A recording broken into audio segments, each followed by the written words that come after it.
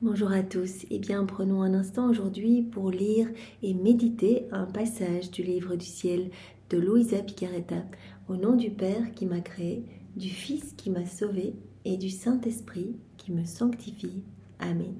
Jésus, nous nous immergeons en toi, dans ta divine volonté, nous nous unissons à toi, nous nous identifions à toi, nous nous consumons en toi, nous fusionnons nos volontés dans la tienne, nous les fondons dans la tienne. Et Jésus, comme tous les jours, nous t'accueillons dans nos vies, dans nos cœurs, nous te prenons dans nos bras et nous voulons te dire: Jésus, je t'aime, je t'adore, je te loue, je te bénis, je te remercie, je te rends gloire, je te serre dans les bras et je t'embrasse avec ta volonté à toi, Jésus. Et nous voulons te demander que vienne s'établir ton royaume et que toutes les âmes sois sauvée.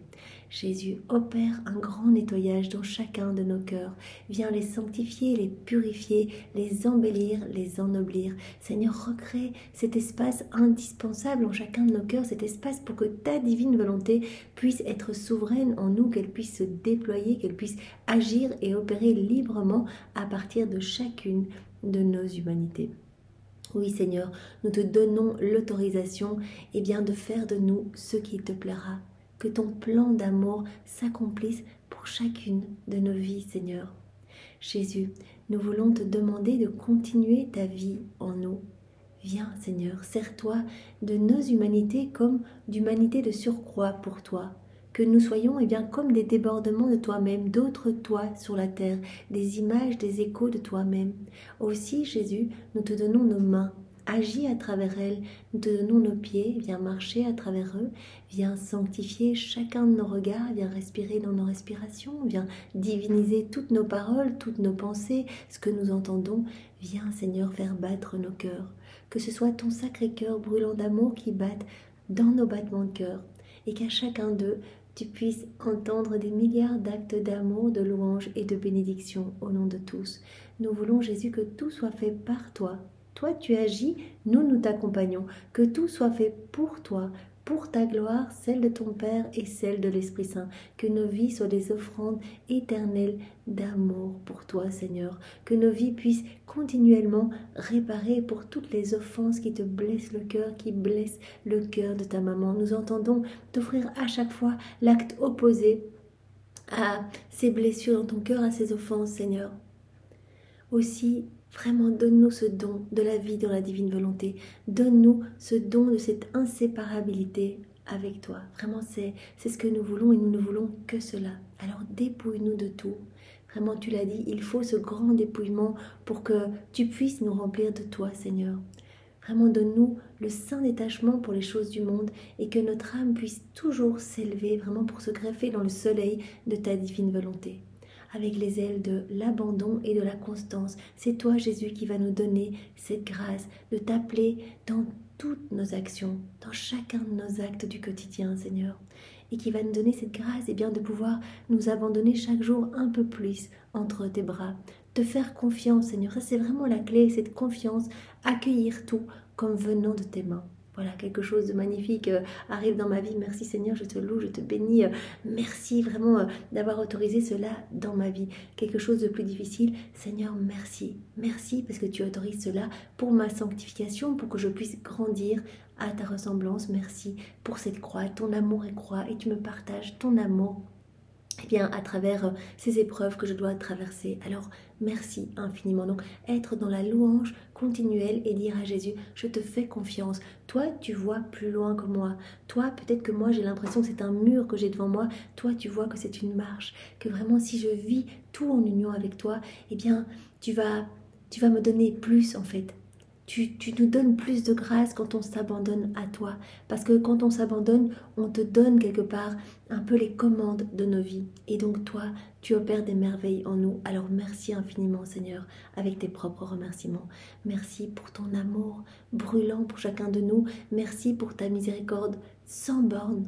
Voilà, quelles que soient nos misères, nos péchés, nos chutes, la laideur de notre âme qui s'embourbe dans nos volontés propres, il suffit que nous fassions un pas dans ta direction et toi, tu es fou de joie et tu viens te jeter dans nos bras et tu nous laves de tes larmes, tu nous laves de ton sang et tu nous revêts des plus beaux joyaux du ciel. Tu te sers de tout ce paquet de misère, de péchés que l'on t'amène pour tout sanctifier, pour tout convertir vraiment en splendeur. Tu te sers de tout comme fondation pour établir ton royaume. Alors merci infiniment.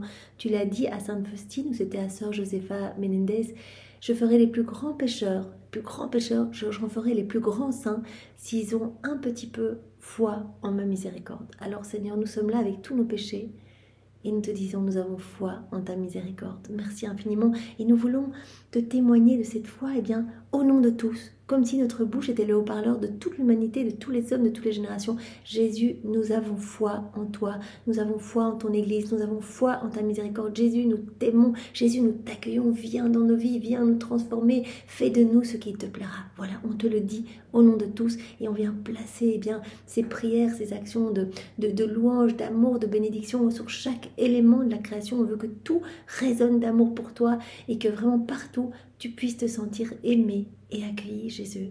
Nous voulons vraiment te redonner le sourire. Tu as dit, les âmes qui vivent dans ma divine volonté me consolent continuellement, elles m'abreuvent, elles me nourrissent, elles deviennent pour moi des hosties vivantes, elles m'accueillent.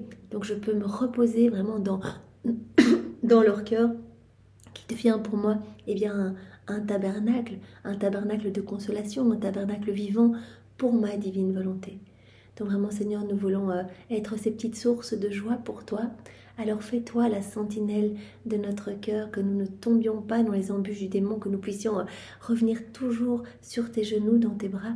Et fais-toi notre sentinelle et permets-nous d'être tes petites sentinelles d'amour, pouvoir continuellement justement être là pour sécher tes larmes, pour apaiser un peu toutes ces plaies que les hommes te créent par des comportements de froideur, d'indifférence, de fermeture de cœur.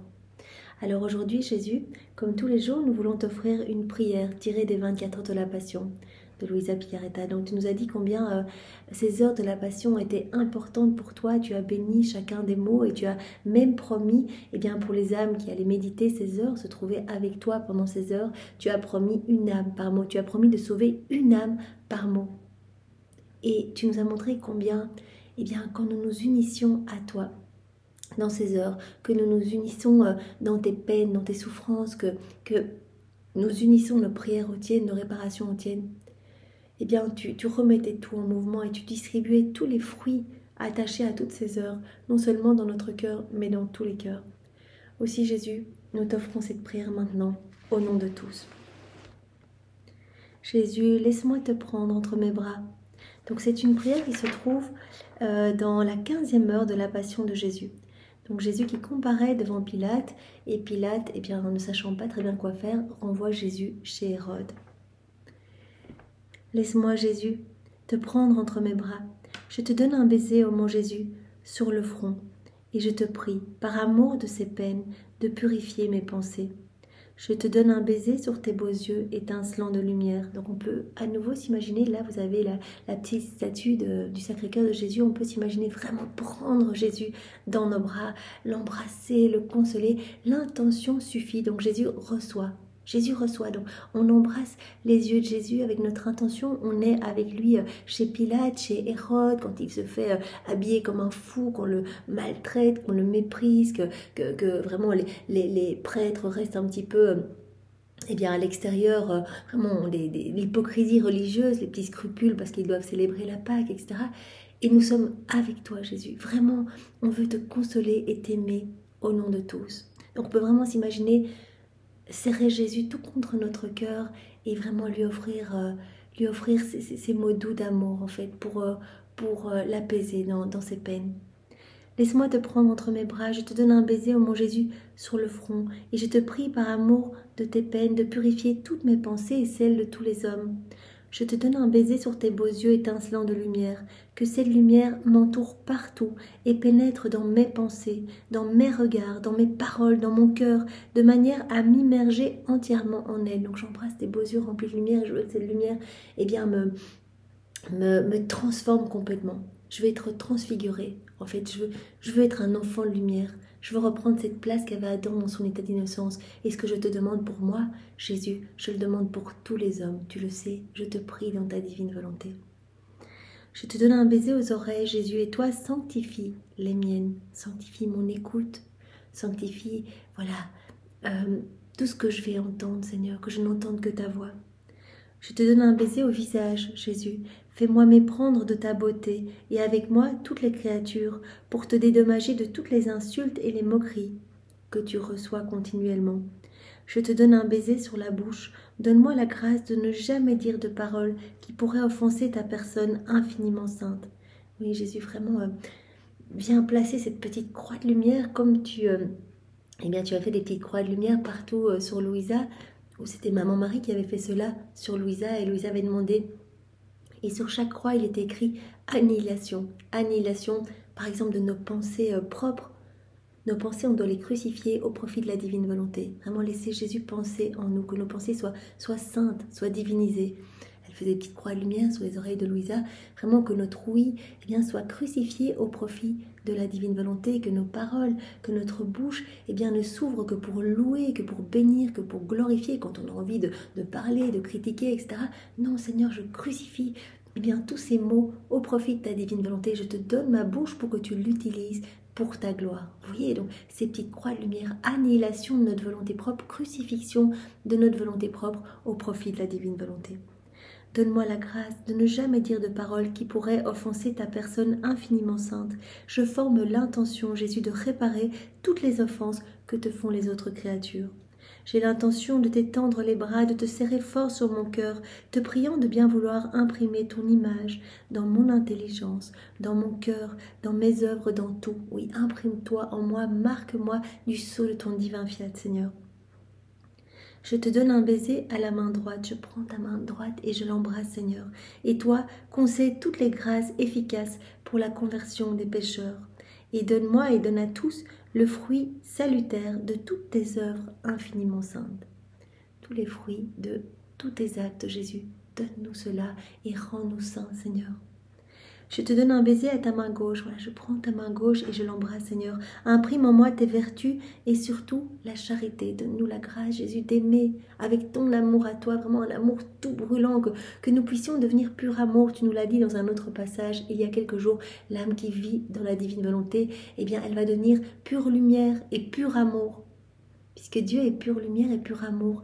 Alors vraiment, on se remplit petit à petit de plus en plus de cette lumière divine, de cet amour divin. À chaque fois qu'on fait des actes dans la divine volonté, on alimente la vie du divin vouloir en nous, on alimente la vie de l'amour en nous. Et on devient de plus en plus amour et de plus en plus lumière. Je te donne un baiser au pied gauche, Jésus, donne-moi la connaissance de moi-même. Oui, Seigneur, j'embrasse ton pied gauche, s'il te plaît. Donne à chacun de nous la connaissance de nous-mêmes.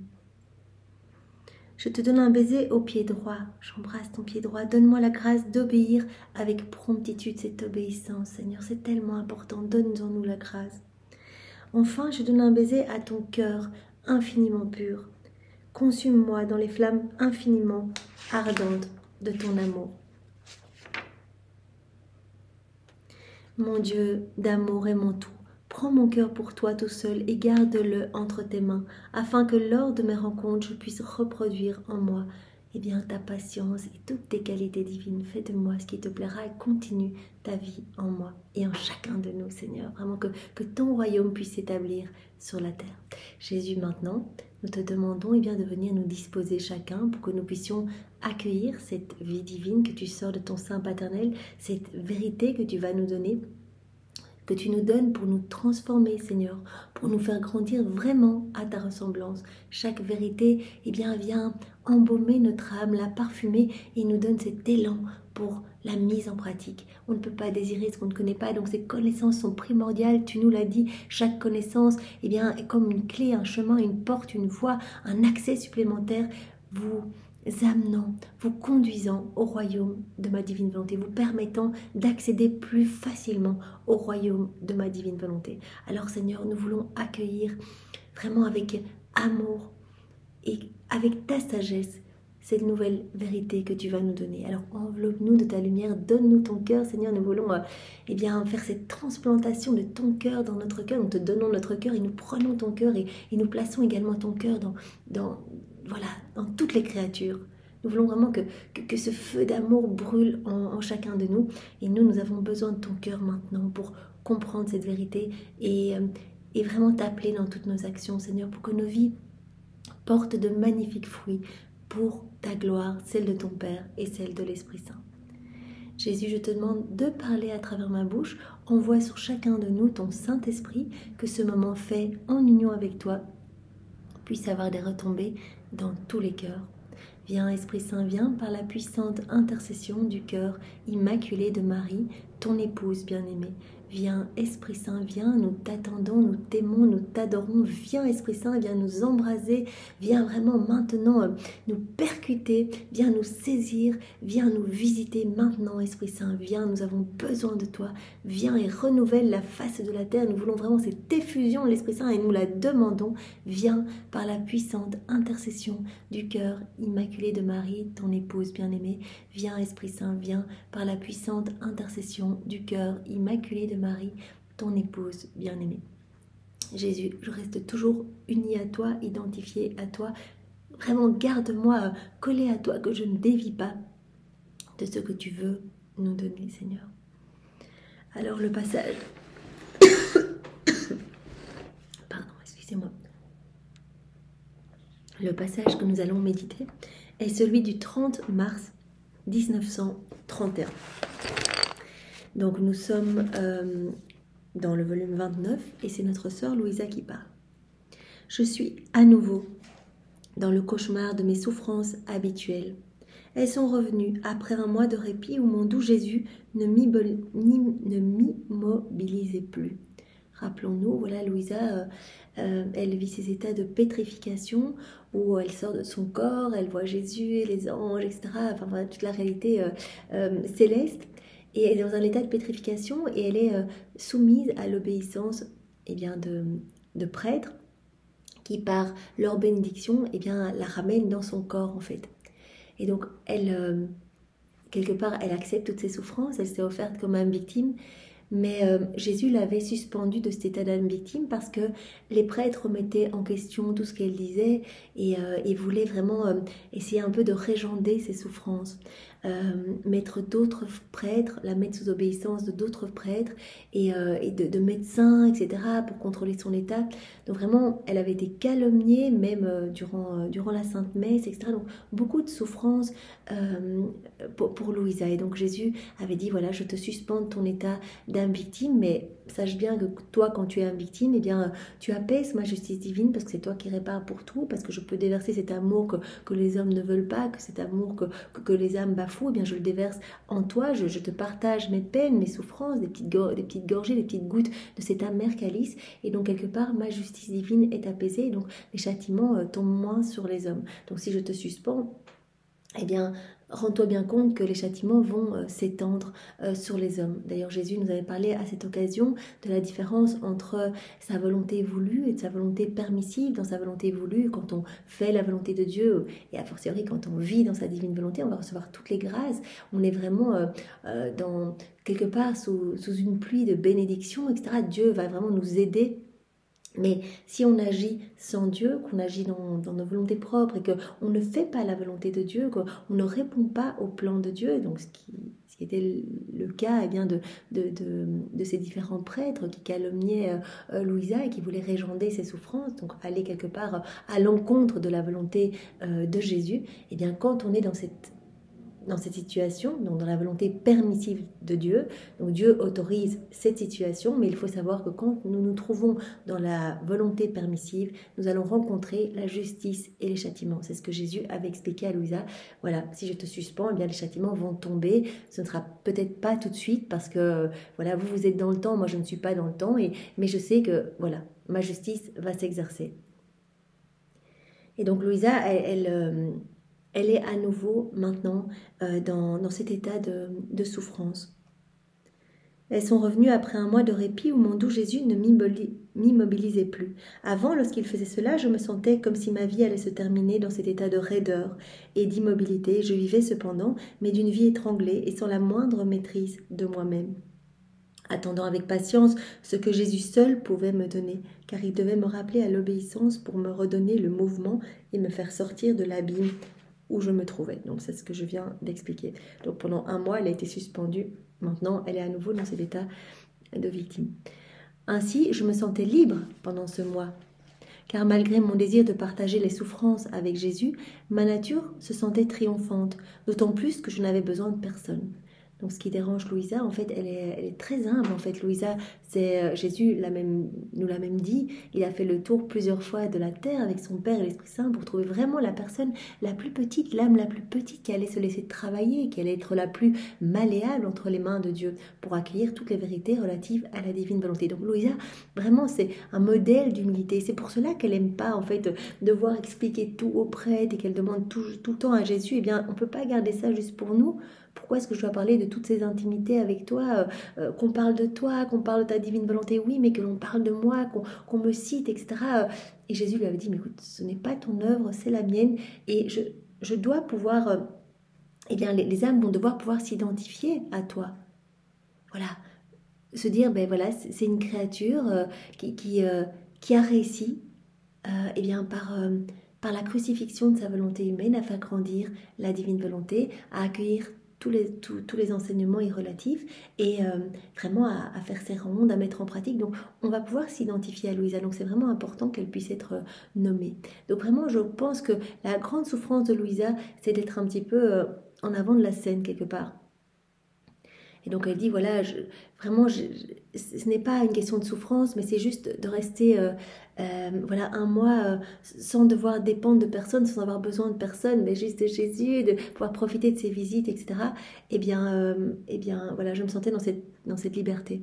C'est pourquoi, me retrouvant liée et entravée à nouveau dans l'abîme comme avant, ma pauvre nature éprouve une telle répugnance que si mon doux Jésus ne vient pas à mon aide, ne me renforce pas, ne m'incite pas avec des grâces spéciales, je ne sais pas ce que je pourrais faire pour ne pas retomber dans cet état de souffrance. Donc souffrance, eh bien d'être vraiment quelque part soumise à ces prêtres qui ne la croient pas, qui la calomnient, etc.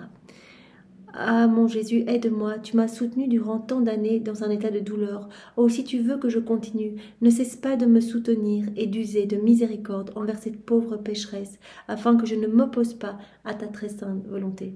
Donc, voilà, dit que ta volonté soit faite, Seigneur, aide-moi, soutiens-moi, mais que ta volonté soit faite, que je ne m'écarte jamais de ta très sainte volonté, que je ne m'oppose jamais à ton divin vouloir. Je me trouvais ainsi entre les répugnances et les craintes d'être surprise par mes souffrances habituelles lorsque mon adorable Jésus m'a fait voir qu'il souffrait beaucoup et m'a dit « Ma fille, qu'est-ce que cela? Tu ne veux plus souffrir avec moi? Tu veux me laisser seule? Tu veux m'enlever les droits que tu m'as accordés si souvent de pouvoir faire de toi ce que je veux ?» Donc vraiment, Louisa s'est offert tellement de fois.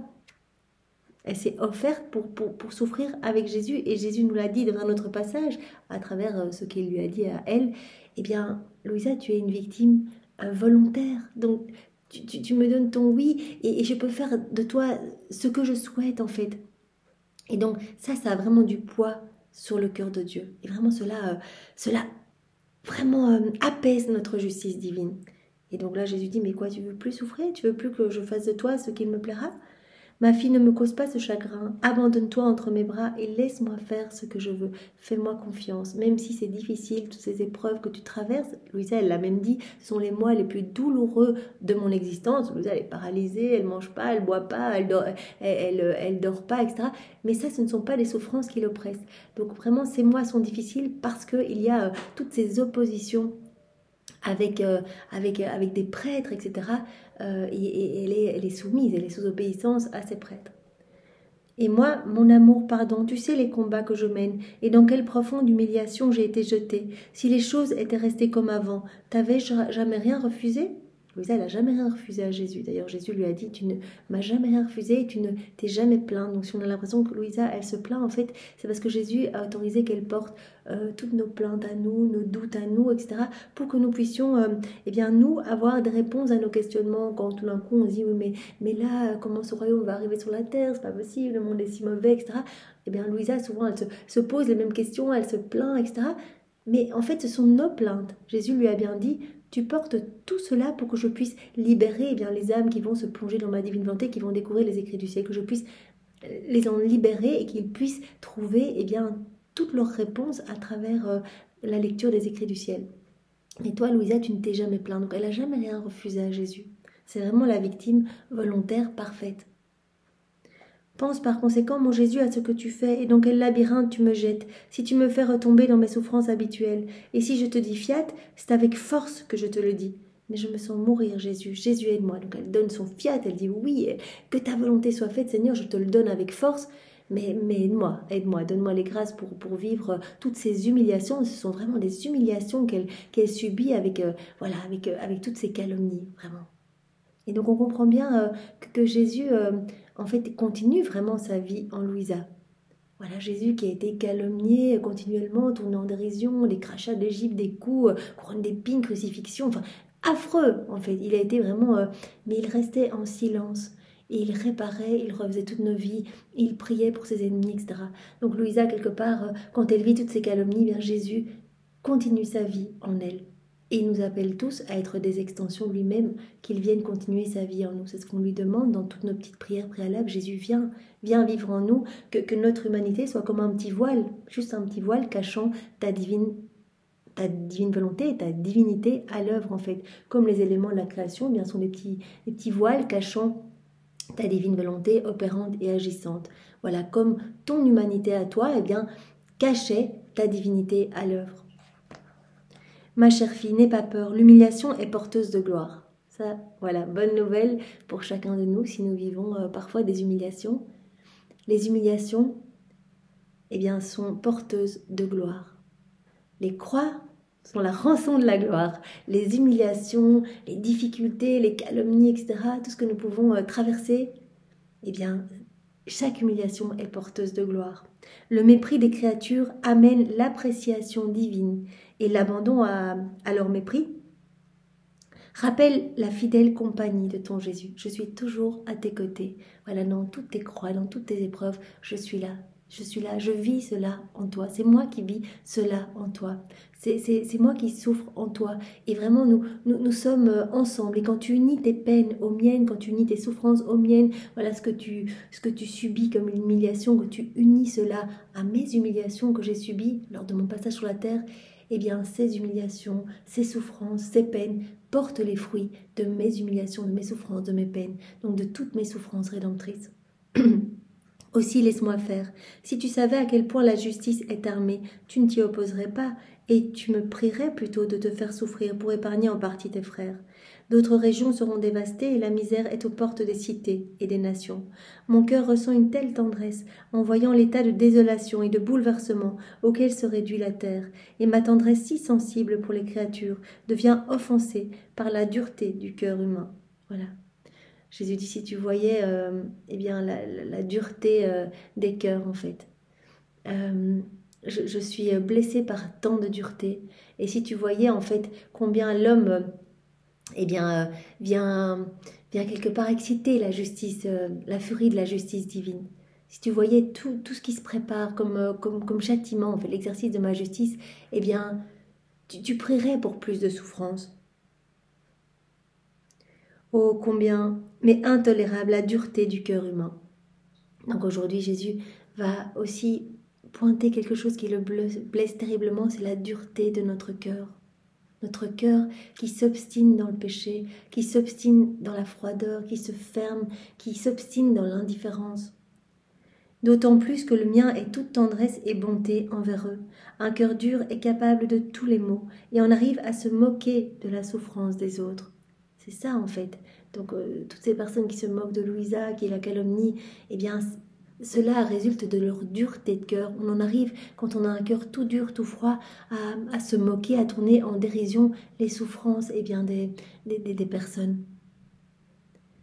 Et il transforme la tendresse de mon cœur pour lui en souffrance et en blessure profonde. Jésus dit, moi je ne suis que tendresse et donc je souffre tellement de voir mes enfants qui ont été créés à mon image et à ma ressemblance, qui se perdent complètement, qui sont durs, qui sont froids, qui sont indifférents, qui s'embourbent dans des péchés et dans leur volonté propre. La plus belle prérogative de mon cœur est la tendresse. Les fibres, les affections, les désirs, l'amour, les battements de mon cœur ont tous pour origine la tendresse. Jésus dit, moi je suis pur amour, tout en moi est tendresse en fait. Je suis tendresse pour mes enfants.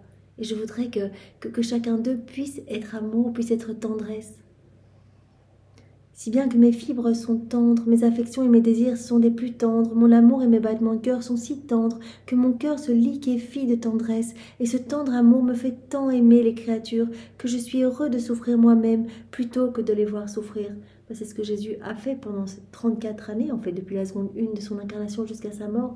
En fait, à chaque fois qu'il avait des souffrances, des peines, mais des tortures intérieures, parce que sa divinité imposait à son humanité, donc vraiment des flagellations de feu, des épines de feu pour toutes nos pensées déconnectées de la divine volonté, pour tout. Ça a été vraiment une torture continuelle, au point tel qu'il a dit, voilà ce que j'ai vécu à la fin de ma vie, ce que vous connaissez de par les évangiles, ce n'était qu'une paille, ce n'était qu'une ombre par rapport à ce que j'ai souffert tout au long de ma vie pour vraiment pour vous réhabiliter à vivre dans le royaume de la divine volonté. Mais à travers chacune de mes souffrances, mes humiliations, voilà, toutes les calomnies, etc., qu'est-ce que je voyais derrière? Pourquoi je reste en silence?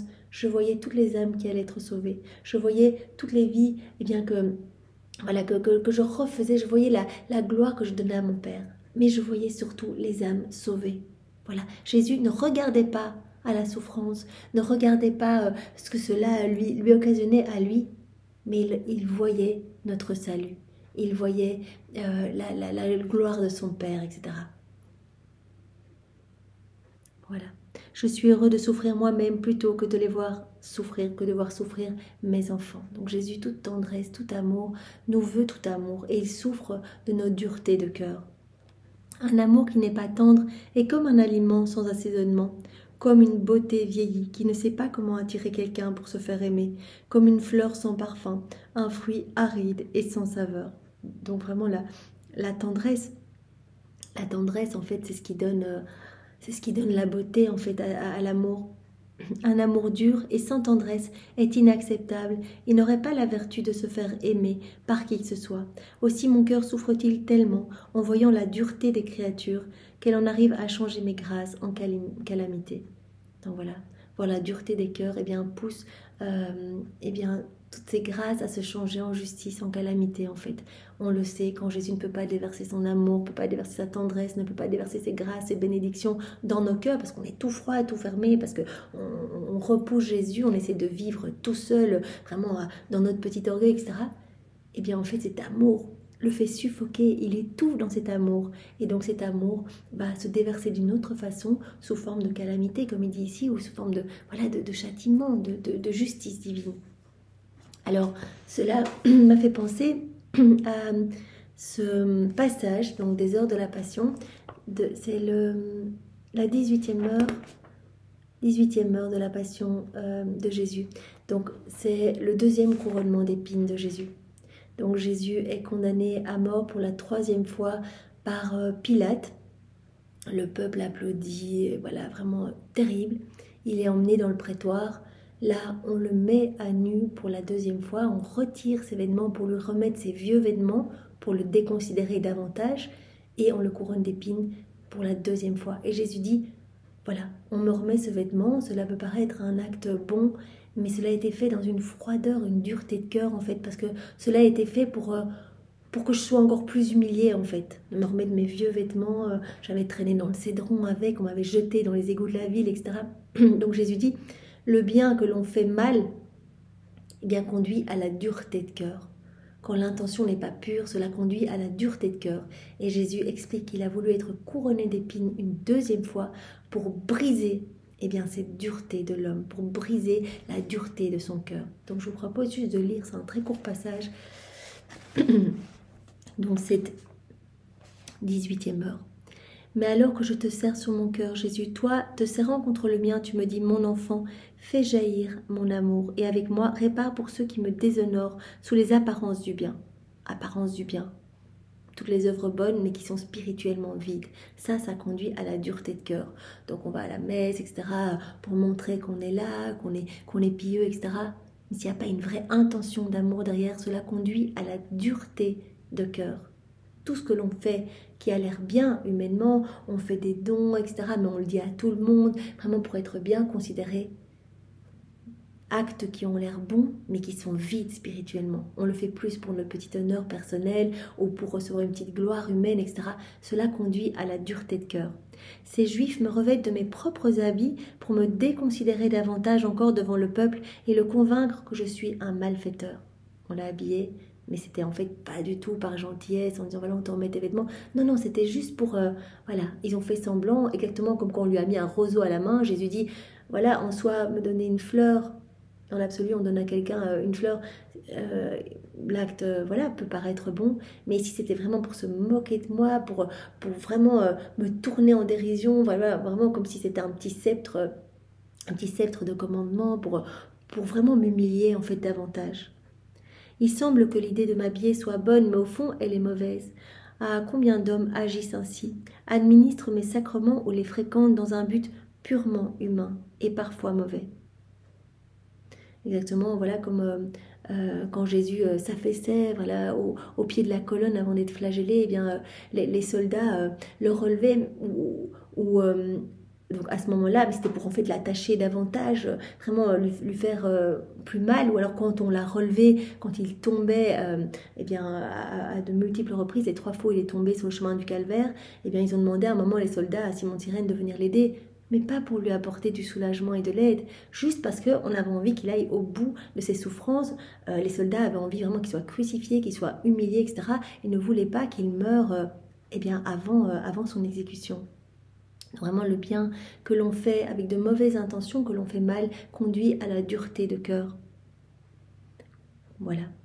Combien d'hommes agissent ainsi, administrent mes sacrements ou les fréquentent dans un but purement humain et parfois mauvais. Donc les sacrements à la messe dans un but mondain. Voilà, on va à une messe parce que c'est le baptême de quelqu'un qu'on connaît, voilà, ou une communion, un mariage. On vient faire ces petites mondanités, mais on vient pas pour Jésus lui-même. On vient pas pour ce magnifique sacrement, pour honorer et glorifier Dieu.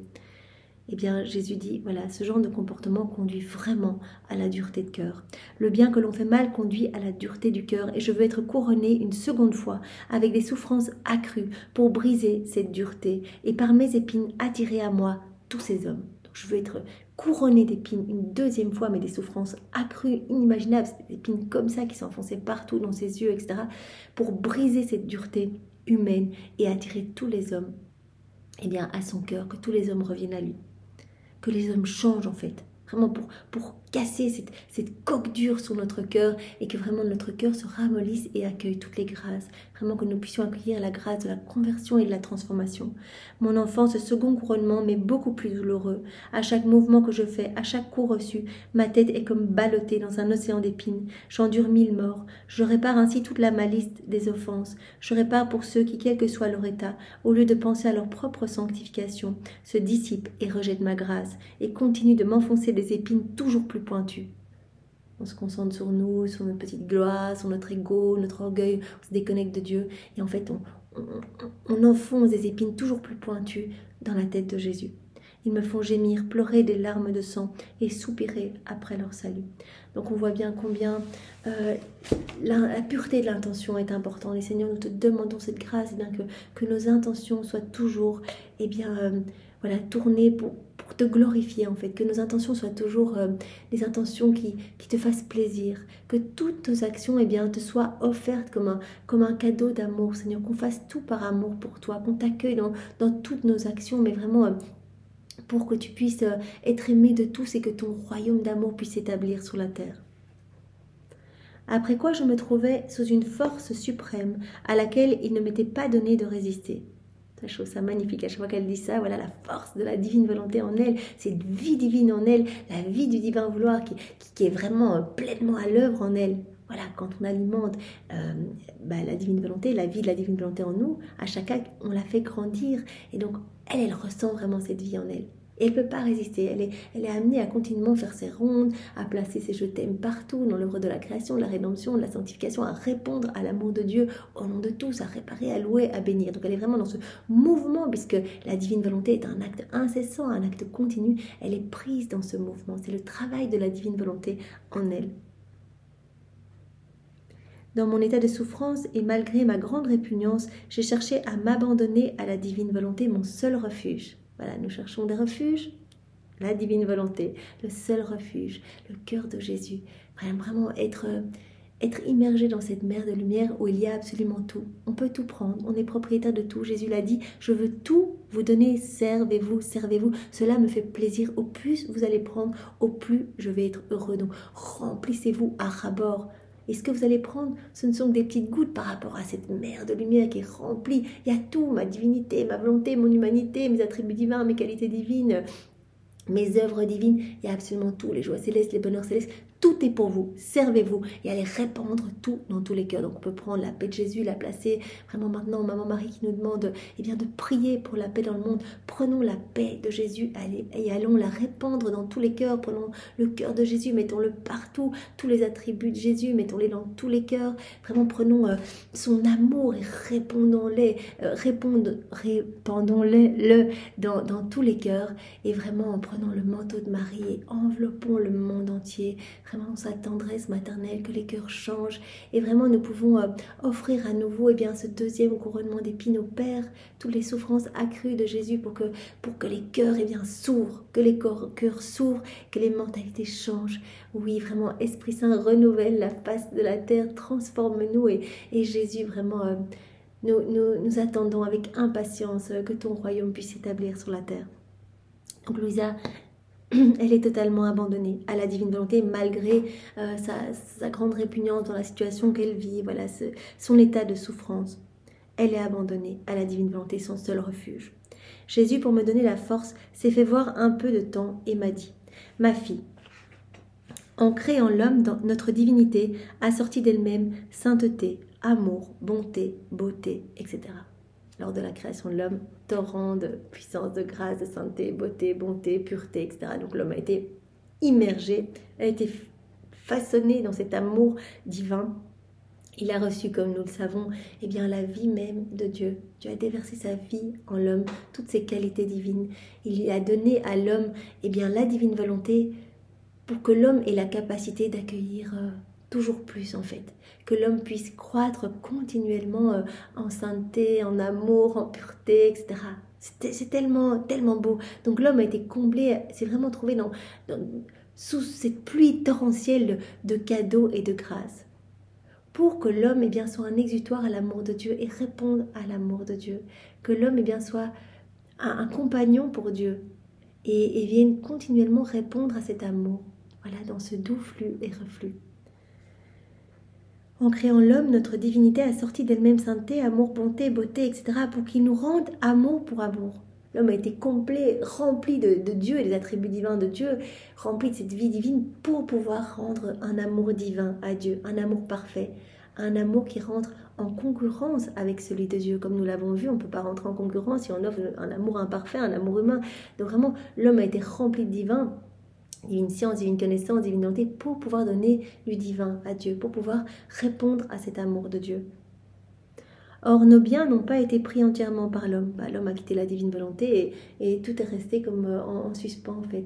On le sait, voilà, toute la création a été faite pour l'homme, pour que l'homme puisse continuellement voir l'amour de Dieu et y répondre. La divine volonté est à l'œuvre partout, agit en tout, donne vie à tous les actes de chaque créature, etc. Et il y a des petits cadeaux cachés, par exemple, à travers toute la création, dans chaque élément créé, la divine volonté conserve des qualités divines, des attributs divins. Et donc on peut recevoir cela si on vit dans la divine volonté, parce que tout a été fait pour l'âme vivant dans la divine volonté. Donc il suffit de voir l'amour de Dieu, par exemple dans le soleil, on va recevoir sa chaleur, sa lumière, on voit l'amour de Dieu, on place nos petits je t'aime dans le vent, on va recevoir la force divine, la puissance divine, on vient placer nos petits je t'aime sur tous les petits oiseaux que l'on voit, on dit merci Seigneur, c'est tellement beau, je réponds à ton amour, moi aussi je t'aime, et bien indirectement on va recevoir la légèreté, peut-être la joie, etc., la joie divine, donc on reçoit tout cela. Mais Jésus dit, depuis la chute d'Adam, l'homme ne prend pas en fait tous ces cadeaux. En fait, on a le droit de propriété sur tous ces biens divins que lorsqu'on vit dans la divine volonté. Et l'homme ayant quitté la divine volonté, ne se sert plus en fait de tous ces biens. Il va se servir des éléments de la création, c'est-à-dire des effets de la divine volonté, mais il ne va pas avoir la divine volonté à l'œuvre et donc il ne va pas recevoir tous les biens célestes en fait. Nos biens n'ont pas été pris par l'homme, n'ont pas été pris entièrement par l'homme, et ils attendent que quelqu'un les prenne. pour cela que c'est important voilà, que Jésus nous donne aujourd'hui toutes ces vérités sur la divine volonté, voilà, tout ce qu'il veut faire de nous rendre beaux, nous rendre lumineux, il veut tout nous redonner. Et donc dans la divine volonté, on va pouvoir à nouveau tout recevoir et vraiment nous trouver à nouveau à la table céleste, à la table divine, dans le sacrarium divin, participer à tous les secrets de la Trinité, etc. Et tout recevoir, être heureux, vraiment comme des fils et des filles de Dieu, vraiment où tout nous appartient. Par conséquent, viens dans nos biens, viens prendre les miettes de la sainteté, de l'amour, de la bonté, les miettes de beauté et de force d'âme. Pourquoi Jésus parle de miettes? C'est parce que en fait, il dit, mais viens remplir ton âme à ras-bord. Et ce que tu vas prendre, ce ne seront que des miettes, ce ne seront que des gouttes, comme je le disais précédemment. Voilà, c'est comme on s'imagine qu'on est dans cette mer de lumière, on va se remplir, on va prendre. Mais ce n'est rien par rapport à tout ce qu'il y a dans cette mer illimitée, infinie, de bonheur, de joie, etc. Donc nous, on a une capacité limitée, donc on va prendre tout ce qu'on peut et cela va déborder de notre être. Mais ce ne sont encore que des miettes, que des petites gouttes par rapport à l'immensité infinie de tout ce qu'il y a dans la divine volonté, de cet acte incessant, continuel, primordial, magnifique, cette grande mer de toutes les grâces, de tous les biens, de tous les bienfaits. Je dis les miettes en comparaison de ce que tu vas laisser. Car nos biens sont immenses et ceux que la créature est capable de prendre peuvent être appelés des miettes par rapport à ce qu'elle laisse. Mais pour elle, ces miettes la remplissent jusqu'à déborder. Voilà, on le sait, Adam, voilà, il prenait continuellement, ça débordait, ça repartait en action d'amour, de louange, de bénédiction, etc. Et Dieu se voyant touché d'avoir un retour d'amour, vraiment avoir des je t'aime, un amour divin qui remontait, parce que voilà, tout ce qui déborde, ça vient de Dieu. On s'est servi dans cette mer de lumière, et donc quelque part on offre vraiment Dieu à Dieu. Et bien Dieu se voyant touché, redoublait encore de cadeaux et de grâces pour Adam, qui regorgeait encore plus, et cela repartait. Donc il y avait tout le temps cette harmonie d'amour entre le ciel et la terre. Ce à quoi nous sommes à nouveau appelés, en fait. Nous sommes appelés vraiment à vivre dans cet amour avec notre Créateur. Voilà, ces miettes la remplissent jusqu'à déborder. Notre amour est alors satisfait de voir la créature bien-aimée remplie jusqu'à ras-bord. Donc Jésus veut vraiment qu'on se remplisse à ras-bord. Donc vraiment, allons chercher, faisons nos rondes, recevons tous ces biens, plongeons-nous. À chaque fois qu'on se plonge dans la divine volonté, on reçoit. À chaque fois, notre âme s'embellit. Il y a plus des choses du ciel, plus des biens célestes dans notre âme, etc. À chaque fois, il dilate aussi notre capacité pour pouvoir accueillir plus de son amour. Et à chaque fois, il élargit les frontières du royaume de la divine volonté dans notre âme et aussi dans tous les cœurs. Donc allons nous servir, cela fait immensément plaisir à Jésus. À chaque fois qu'on se plonge dans la divine volonté, quelque chose se crée en nous. On fait un acte en union avec Jésus, on est plongé dans cette mer de lumière et directement Jésus prononce son fiat créateur sur notre âme. Et il y a vraiment des choses sublimes qui sont créées. Vous imaginez, tout l'univers a été fait en 6 fiat. Alors à chaque fois, quand il prononce un fiat sur notre âme, nouveaux cieux, nouveau soleil, nouvelle floraison, nouvelle beauté, nouvelle sainteté dans notre âme. C'est tellement beau. Ces miettes constituent des aliments différents, plus beaux les uns que les autres, si bien que la créature prend de notre céleste table et s'en nourrit abondamment. Donc comme je le disais, on est vraiment invité à la table céleste et on peut se nourrir, vraiment se remplir à ras-bord et on recevra toujours plus en fait. Et comment elle donne de cette nourriture qu'elle prend en nous donnant ses actes? La créature qui s'est nourrie de ces divines miettes donne de la sainteté. Elle est remplie de tant de beauté que nous reconnaissons immédiatement que c'est la nourriture de nos miettes. C'est trop bien comment il dit ça. C'est la nourriture de nos miettes qu'elle nous donne dans ses actes. Donc voilà, l'âme se remplit de divin, se remplit de lumière, et donc elle va donner une nourriture divine en fait à Dieu. Elle va donner du divin à Dieu. Voilà, on peut vraiment s'imaginer cet exemple qu'on prend souvent. On se plonge dans cette mer de lumière. En s'y plongeant, on met en mouvement. Et donc cette mise en mouvement, crée comme une vague de lumière. Bien sûr, ce n'est pas notre eau, ce n'est pas notre lumière à nous.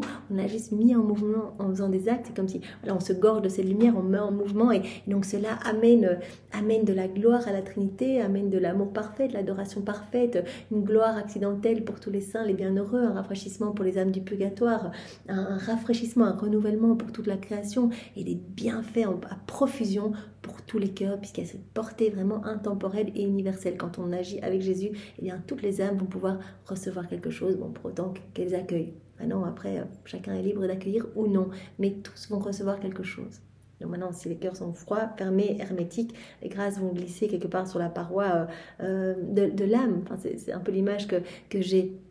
C'est pour cela qu'offrir souvent eh bien, les souffrances de Jésus, s'unir à ses réparations, par exemple dans ce deuxième couronnement d'épines, on offre tout au Père pour que vraiment les cœurs s'ouvrent en fait, que soit brisée cette dureté de cœur. Vous voyez, dans chaque heure de la passion de Jésus, il répare pour toute une série de choses.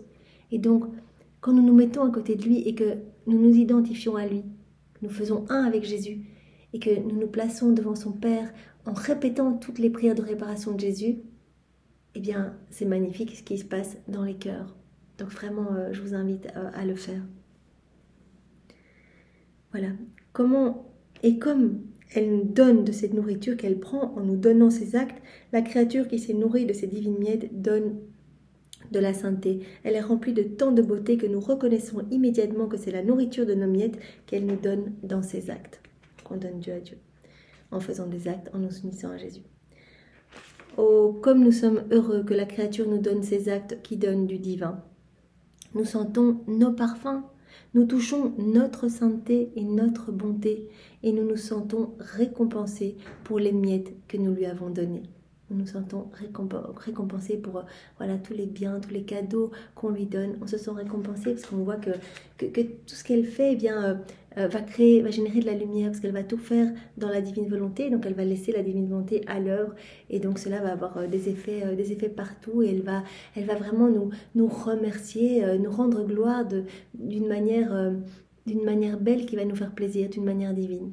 Et elle va le faire au nom de tous. Merci Seigneur infiniment au nom de tous les hommes. Merci avec tes propres remerciements. Et vraiment, garde-nous toujours unis à toi, garde-nous enfermés dans ton sacré cœur. Ne nous permets pas de quitter tes bras, Seigneur.